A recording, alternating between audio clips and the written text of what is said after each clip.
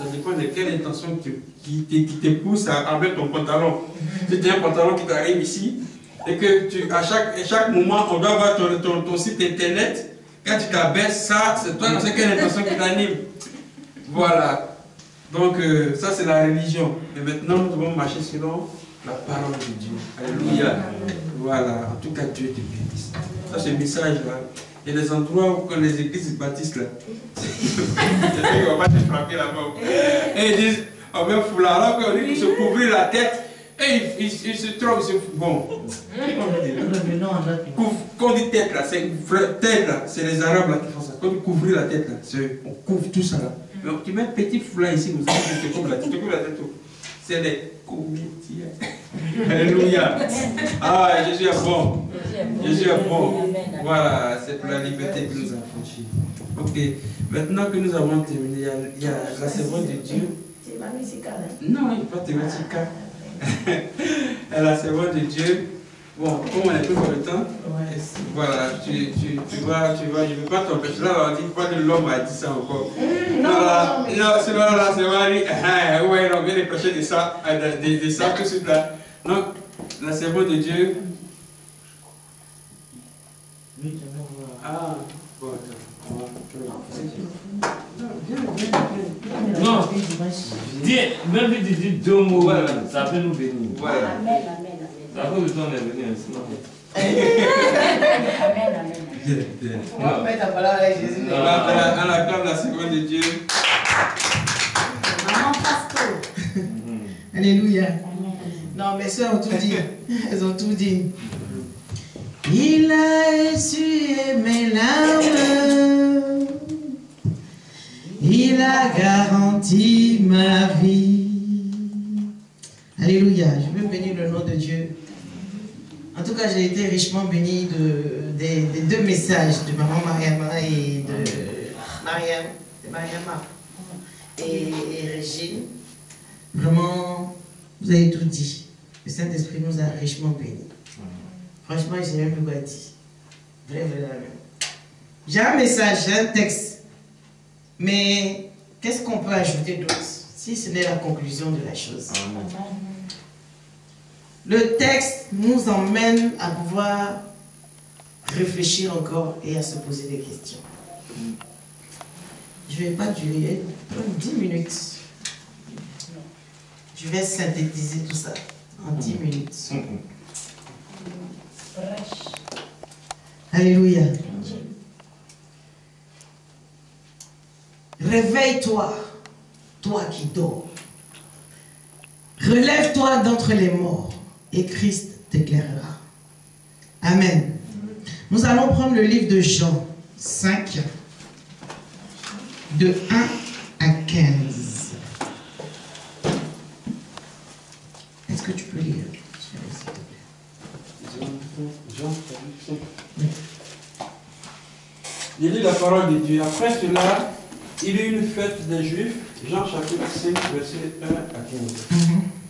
Après cela, il y eut une fête des Juifs et Jésus monta à Jérusalem. Or, à Jérusalem, près de la porte des Prêtres, il y avait une piscine qui s'appelle en hébreu Bethesda et qui a 5 portiques. Sous ces portiques étaient couchés un grand nombre de malades, des aveugles, des boiteux, des paralytiques qui attendaient le mouvement de l'eau.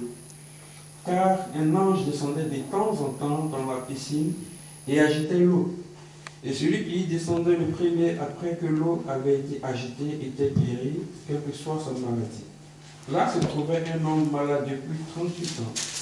Jésus l'ayant vu coucher, et sachant qu'il était déjà malade depuis longtemps, lui dit, « Veux-tu être guéri ?»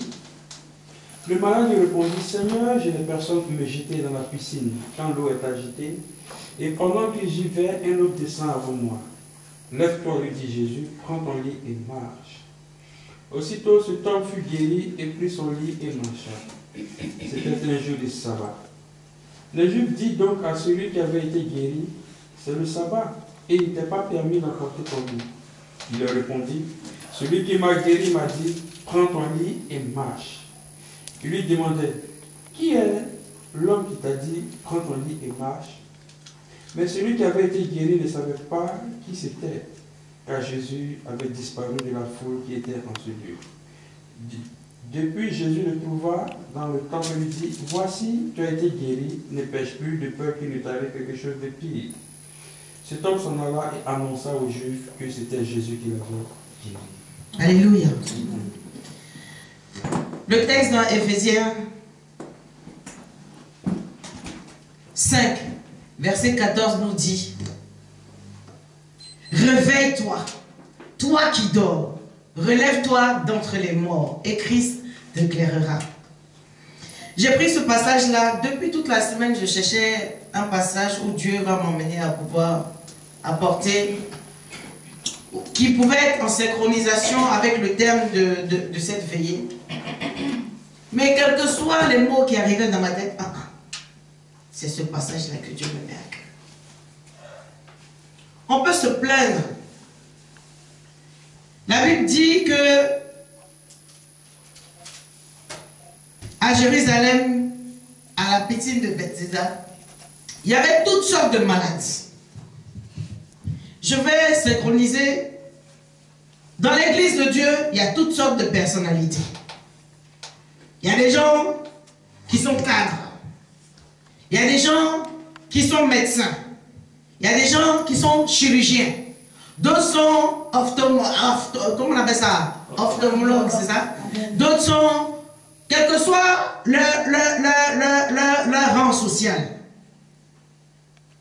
Mais ils ont un seul objectif, venir louer Dieu. Amen. À la piscine de Bethesda, la Bible dit qu'il y avait toutes sortes de maladies. Sidéens, cancéreux, lépreux, quel que soit son type de maladie. Mais il y avait un seul lieu où il se retrouvait, c'était à la piscine de Bethesda, qui signifie miséricorde, piscine de miséricorde. L'église représente le lieu de miséricorde, où Dieu nous accorde son pardon. Alléluia. La piscine de Bethesda signifie l'endroit de rencontre où tous ces malades-là venaient pour que Dieu fasse quelque chose dans leur vie. Le thème de notre message, c'est « Réveille-toi, toi qui dors. Réveille-toi, relève-toi d'entre les morts, et Christ t'éclairera. » Nous avons connu Jésus. Nous avons accepté Jésus. Nous marchons avec Jésus. Mais il y a quelque chose dans notre vie qui n'a pas encore changé. Comme ce paralytique-là, pendant 38 ans, il est là dans son lit, il est couché. Et il attend que quelqu'un vienne pour le faire tomber dans la piscine. Parce qu'on dit de temps en temps, l'ange venait remuer l'eau. L'Esprit de Dieu est là. Mais certaines personnes viennent de temps en temps à l'église quand ils ont un besoin. L'Esprit de Dieu est là tous les jours. Mais certaines personnes viennent de temps en temps parce qu'ils ont un souci. Venir là parce qu'ils veulent quelque chose et que Dieu leur accorde et on ne les voit plus. Lui, il était couché là pendant 38 ans. Mais il y a un passage où il dit, je n'ai personne pour me faire entrer dans cette piscine. Il a plu à Dieu de venir rencontrer cet homme-là. Pour dire, aujourd'hui, j'ai vu que pendant 38 ans, toi-même, tu n'es pas fichu de te bouger un peu. Tu n'es pas fichu de bouger ton pied là, ou même de demander de l'aide à quelqu'un pour dire, je ne peux pas moi tout seul. Viens m'aider afin que je rentre dans cette piscine là pour recevoir ma guérison. Ceux qui étaient là, peut-être que c'était leurs parents qui venaient avec les personnes qui étaient alitées. Parce qu'on sait qu'à l'époque, quand tu es malade, tu mets le degré de ta maladie, tu mets le nom de ta maladie pour qu'on sache qui tu es exactement. Et puis, peut-être qu'il y a un vêtement qu'on te donnait pour qu'on sache qui tu es, quelle maladie tu as. Quel est le degré de ta maladie, si c'est contagieux ou si ce n'est pas contagieux, pour qu'on puisse te distinguer de loin, pour ne pas que tu contamines ceux qui sont de rang un peu... Voilà. 38 ans. On est dans l'église. On accuse tout. Non, Dieu n'a rien fait pour moi. Pendant 38 ans, il est couché dans son lit. Et il attend quoi? De temps en temps, l'ange de Dieu venait remuer l'eau. De temps en temps. Mais est-ce qu'il ne pouvait pas demander à quelqu'un? Ceux qui ont aidé les autres à pouvoir rentrer dans l'eau là pour dire, ah, vraiment, je suis dans ce lit-là, ça fait 10 ans. Je suis dans ce lit-là, ça fait 15 ans.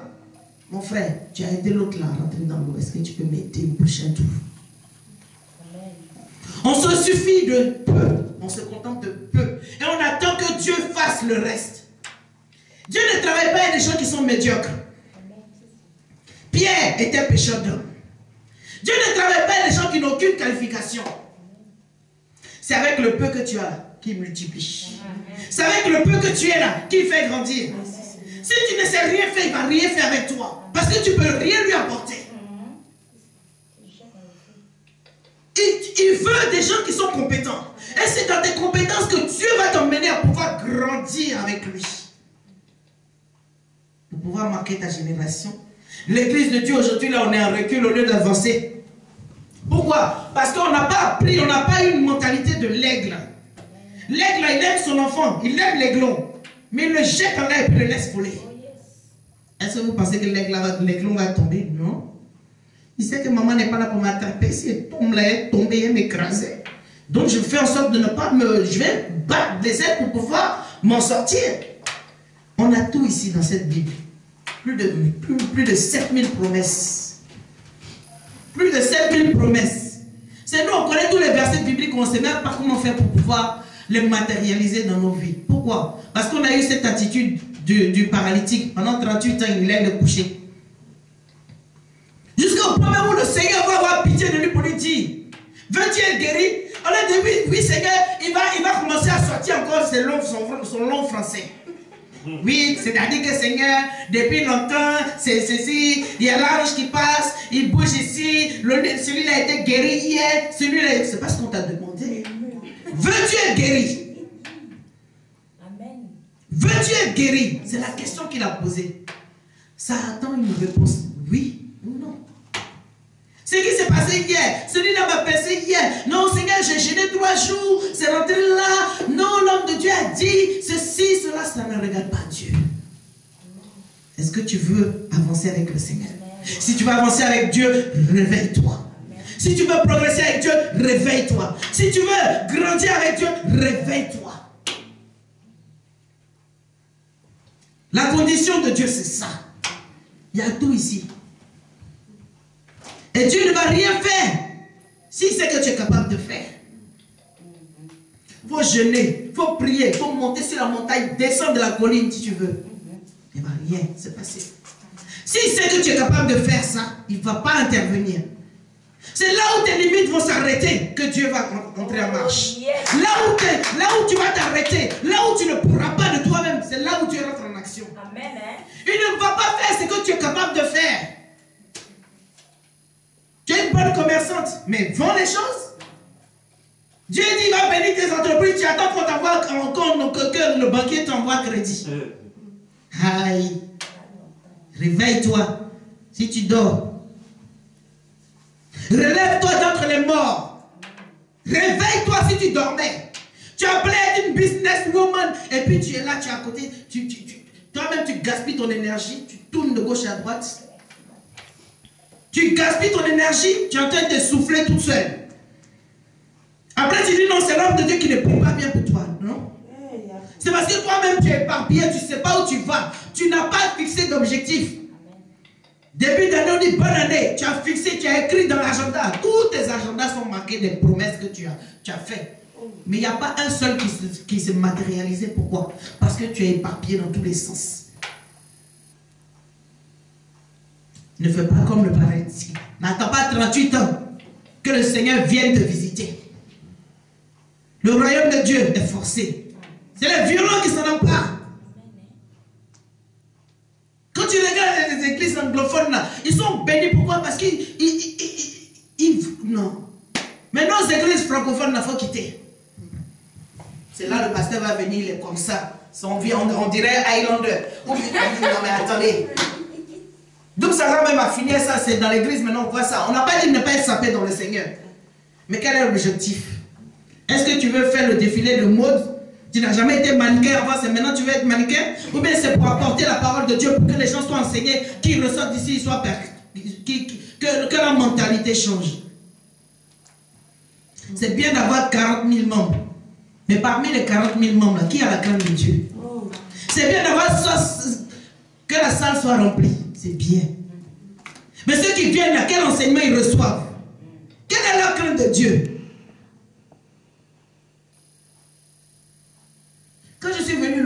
deuxième dimanche de ma conversion.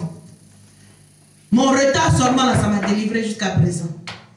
À cause de ça, aujourd'hui là, je peux mettre